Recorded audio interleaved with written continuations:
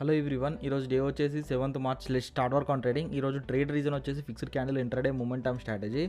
Analysis ద్వారా market downward direction వెళ్తుందని తెలిసి 1:1.5 రిస్క్ రివార్డ్ రేషియో ప్రకారం మెయిన్ చార్ట్లో పెట్టుకున్నాను. షార్ట్ పొజిషన్ 2లో ప్రీమియం చార్ట్ వచ్చేసి 47,300 పీఈని బై చేశాను.